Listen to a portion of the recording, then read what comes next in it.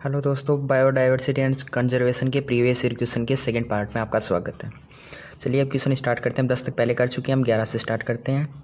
भारत में निम्नलिखित में से कौन सा एक क्षेत्र जैव विविधता का हॉट स्पॉट है? भारत के अंदर पूछ रहा है। भारत के अंदर देखो, एक पश्चिमी घाट होता है, वो एक जैव विविधता का हॉट स्पॉट है। बाकी ये सब भारत के अंदर जैव विविधता हॉट स्पॉट नहीं है। एनसीईआरटी में नाम दिया गया है पश्चिमी घाट, हिमालय और इंडो बर्मा, ये नाम दिए गए हैं। निम्नलिखित में से कौन सा गहरे समुद्री जल में पाया जाएगा?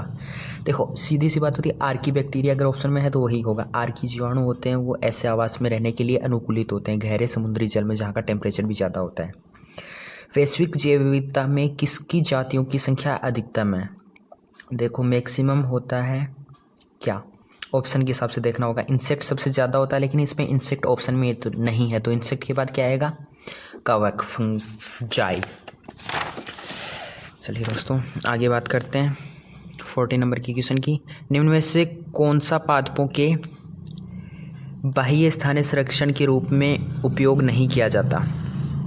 देखो बाह्य स्थानीय संरक्षण, बीज बैंक होता है, बाह्य स्थानीय संरक्षण में उपयोग किया जाता है। झूम खेती, ये बाह्य स्थानीय नहीं है।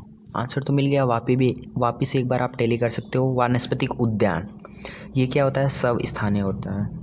नहीं, बाह्य स्थानीय होता है। यही एक इम्पोर्टेंट चीज़ है। वानस्पतिक उद्यान में हमें बहुत कन्फ्यूजन होता है। ये बाह्य स्थानीय संरक्षण है। और क्षेत्र जीन बैंक, ये भी बाह्य स्थानीय है। एक जाति जो निकट भविष्य में विलोपन के उच्च जोखिम की चरमता का सामना कर रही है, उससे क्या कहते हैं? क्रांतिक संकटोत्पन्न जाति कहते हैं। निम्नलिखित में कौन सा संगठन जातियों की रेड सूची प्रकाशित करता है? रेड सूची IUCN प्रकाशित करता है। रेड डाटा बुक, क्या नाम है? Red data book. ये कौन रिलीज करता है? IUCN, international union for conservation of nature and natural resources. अब बात आती है बाह्य स्थानीय संरक्षण का उदाहरण है। बाह्य स्थानीय संरक्षण का उदाहरण क्या है?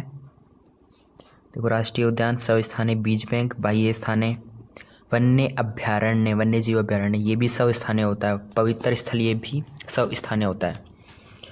बात करते हैं अगले क्वेश्चन की। अगले क्वेश्चन में आता है, देखो अकशेरुकी की जैव विविधता को दर्शाया गया है, इसमें बताओ कौन क्या है? देखो सबसे ज़्यादा होते हैं इंसेक्ट, तो ए में क्या आएगा? इंसेक्ट। इंसेक्ट वाले यहाँ पर 2 ऑप्शन आ रहे हैं, ठीक है। उसके बाद में कौन आता है? मोलस्क, बी में। ये एनसीईआरटी का डायग्राम। उसके बाद क्रस्टेशियन आता है और फिर अदर ग्रुप ऑफ एनिमल आता है। ये डायग्राम आपको याद रखना है, तो ये आंसर हो जाएगा। चलिए बात करते हैं क्वेश्चन नंबर 19 की। तो 19 में क्या आता है?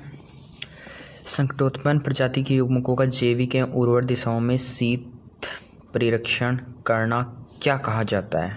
जैव विविधता का उन्नत स्थानीय बाह्य स्थानीय संरक्षण, यही कहा जाता है। निम्नलिखित में से किसमें दोनों युग्म सही संयोजित हैं? स्वस्थानीय, बाह्य स्थानीय। देखो स्वस्थानीय में क्या आता है? उत्तक संवर्धन नहीं। बाह्य स्थानीय पवित्र उपवन, ये गलत है। स्वस्थानीय राष्ट्रीय उद्यान सही है। बाह्य स्थानीय वानस्पतिक उद्यान, ये बात सही है। ठीक है, प्लीज़ हमारे चैनल को ज़्यादा से ज़्यादा सब्सक्राइब और शेयर करें। Thank you.